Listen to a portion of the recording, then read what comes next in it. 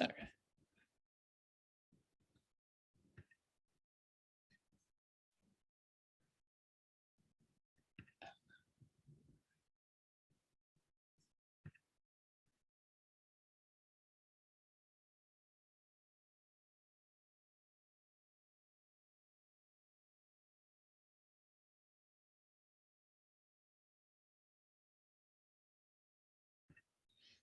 Good afternoon, everyone. Thank you so much for joining us this morning, I guess, 11 a.m. Eastern time, 10 a.m. Eastern, for our discussion with small business leaders on democracy. We are just going to give it a few minutes to let folks join the call, and then we will hop into our event. Again, thank you so much for joining Small Business for America's Future for a discussion with small business leaders on democracy. As I said, we'll just give it a few more minutes as folks join us, and we'll get started.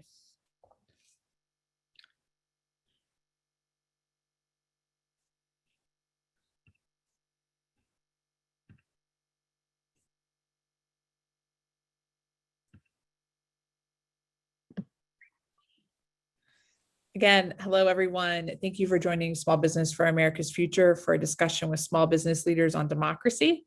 It's a little bit after the top of the hour, and so we're going to go ahead and hop in as folks join us. First, I just wanted to share a quick intro to who Small Business for America's Future is.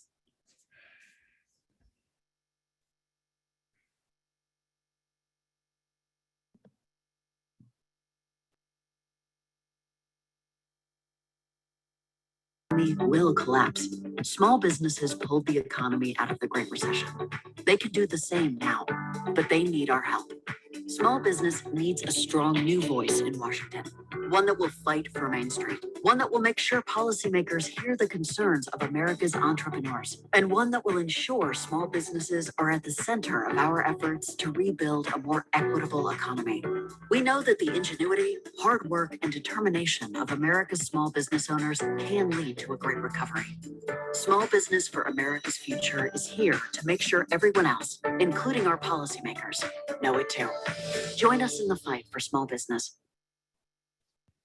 Great, and thank you. And for those of you who just joined, we're so happy to have you with us this morning for a discussion with business leaders on democracy. I'm now thrilled to introduce my colleague, Renee Johnson, Senior Advisor for Small Business for America's Future. Thank you so much, Katie. Hello, everyone. My name is Renee Johnson, and I am with the Small Business for America's Future team. Today, we are here to discuss small business owners' survey data in support of legislation protecting and expanding voter rights. As the Senate considers voting legislation, we will discuss the need to protect voting rights, share analysis by the Leadership Now project demonstrating the power of business, political donations, and safeguarding democracy, and share ways in which you can engage with your elected officials on this important topic.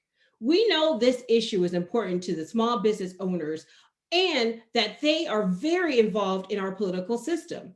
A recent survey of over 1,000 small business owners in the Small Business for America's Future network shows that 74% of small business owners vote in every election that they can. Now, before we get started, I need to cover a few items. Please note this briefing is being recorded and there may be reporters present. After today's briefing, we'll send you a link to this recording, which will be also available on our website and Facebook. I would like to introduce you to one of our small business co-chairs, Frank Knapp Jr. Frank is the president and CEO of South Carolina Small Business Chamber of Commerce, which he co-founded in 2000. Thank you so much for joining us today, Frank.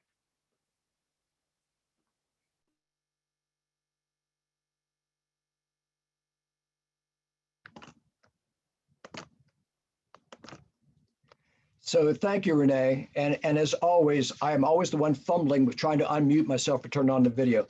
But thank you for the introduction.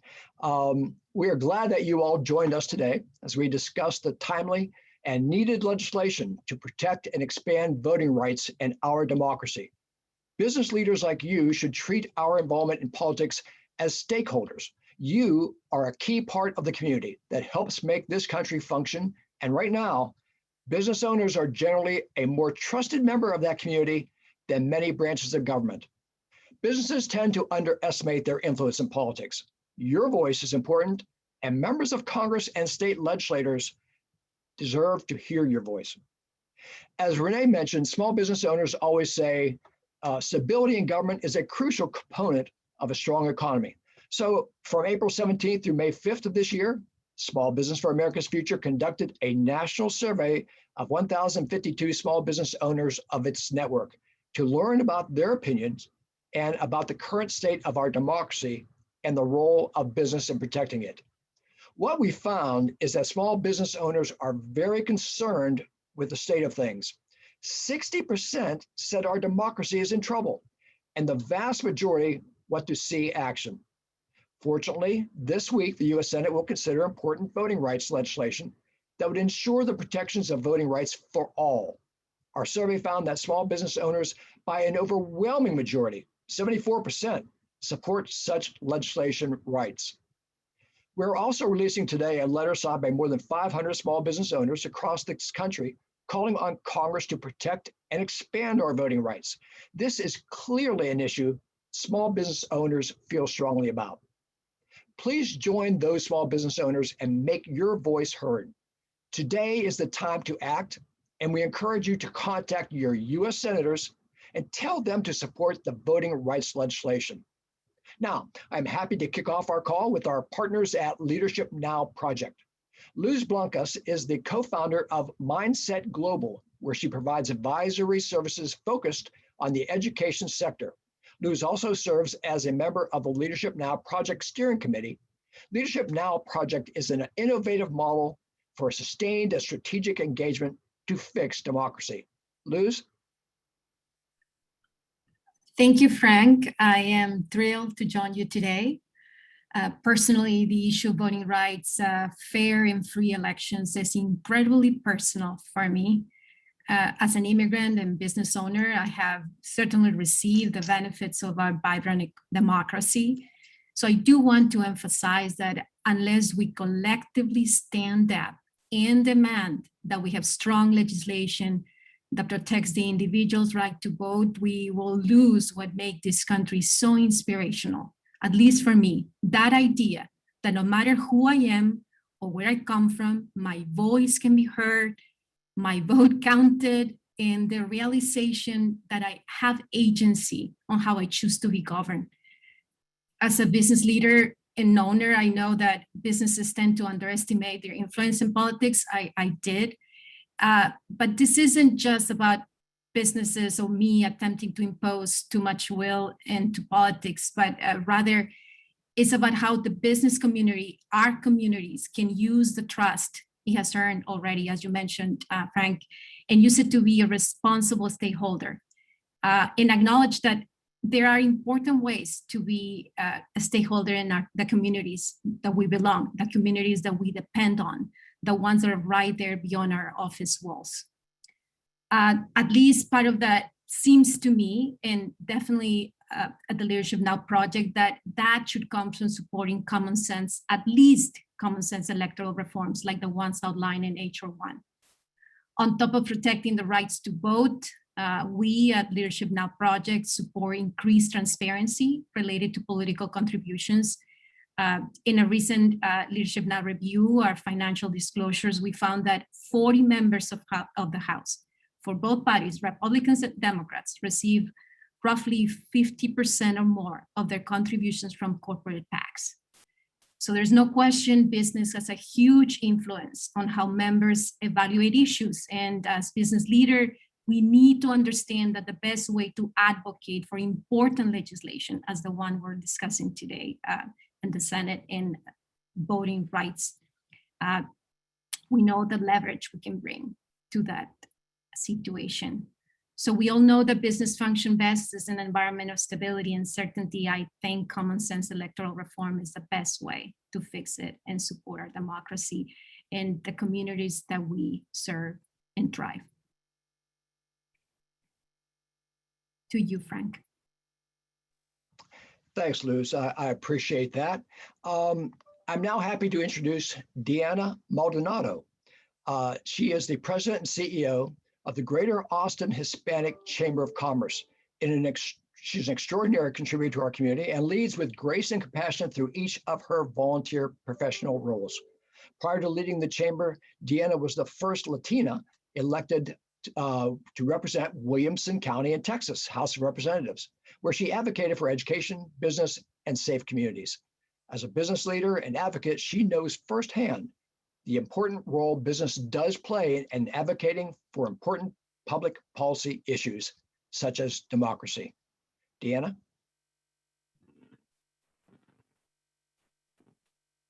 Thank you, Frank, and thank you to the Small Business for America's Future.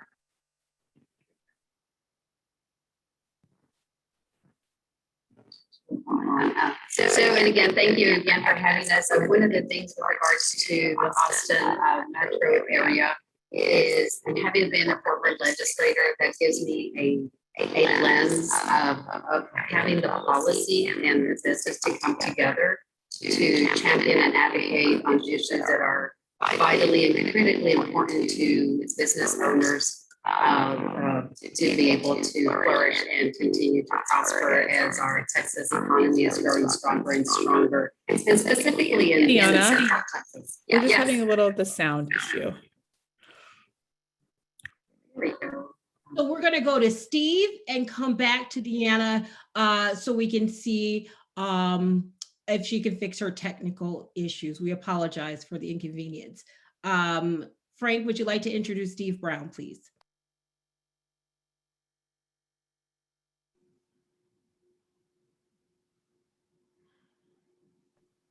Yes, well, we'll get back to you. We promise we'll get back to you. But first, let's talk about Steve. So I would like to introduce our fellow Small Business for America's Future member, Steve Brown, president at Capital Asset Sustainable Energy Development and Public Affairs, LLC, in Houston, Texas. Steve's career spans well over 15 years of government relations, public affairs, and environmental advocacy experience. He was the 2014 Democratic nominee for Texas Railroad Commissioner, that's the state's oil and gas regulator, which made him the youngest African-American to win a statewide primary in Texas. Steve?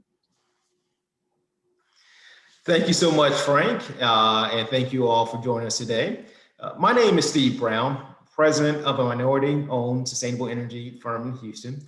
I'm speaking today not only on behalf of Capital Assets Energy, but on behalf of the customers that we serve. See, our mission is to advance the equitable deployment of clean energy resources in under-resourced communities. Efforts to disenfranchise voters through restrictive voter ID requirements, prohibiting early voting on Sundays, or attempts to intimidate voters at the ballot box directly impacts the communities that we serve. Communities that were devastated by Winter Storm Uri this past February and are still scrambling to recover while anxiously awaiting the hurricanes that will soon develop in the Gulf. We need candidates more focused on working with me to get battery technology and renewable energy to grandmothers in Acres Homes in Laredo and East Austin or South Dallas, so that the next time the power goes out, the medically fragile won't risk losing their lives, or to ensure that mothers burning furniture to keep their babies warm during the next winter vortex won't awaken to find them dead from carbon monoxide poisoning. Their votes matter. All that they want is to have equal access to the polls through online and same-day voter registration, restoring the Voting Rights Act, reduce influence of foreign actors in our elections, and to live in districts where they pick their elected officials and not the other way around.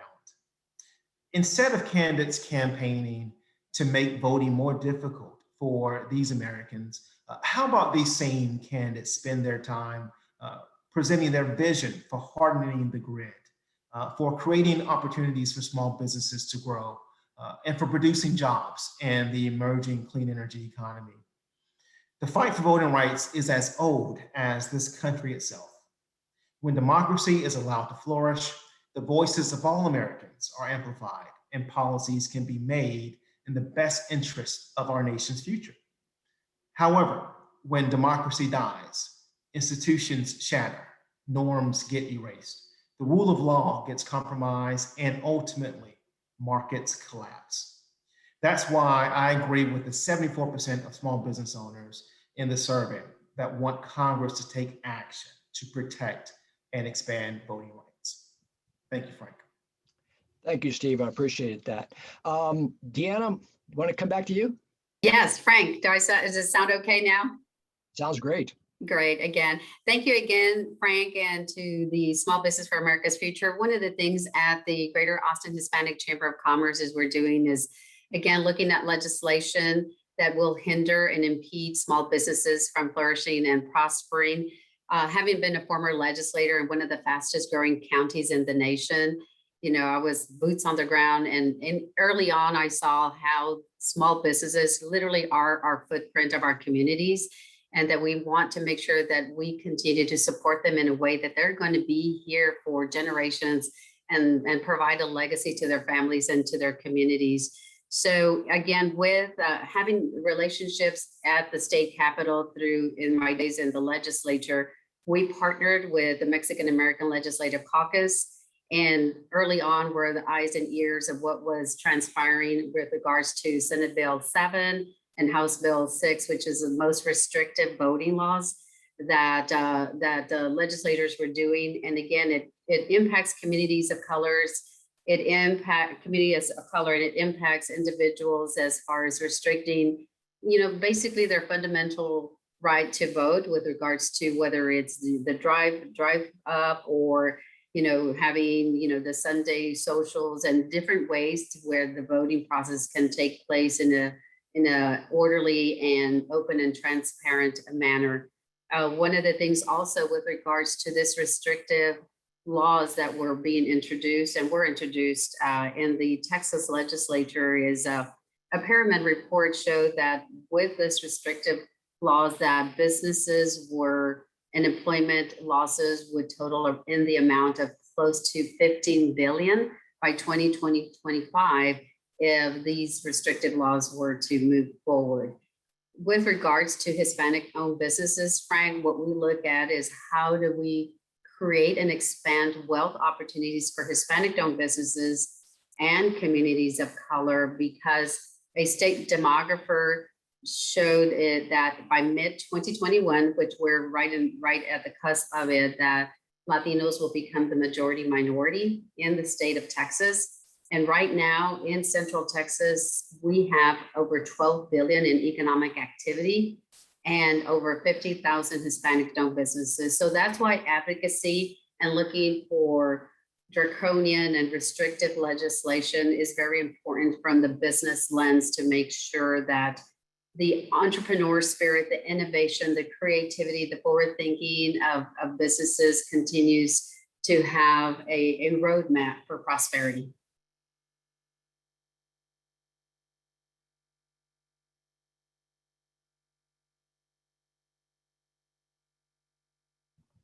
Well, thank you very much, Deanna. I'm glad that we were able to get your screen, your voice working properly there. So thank you.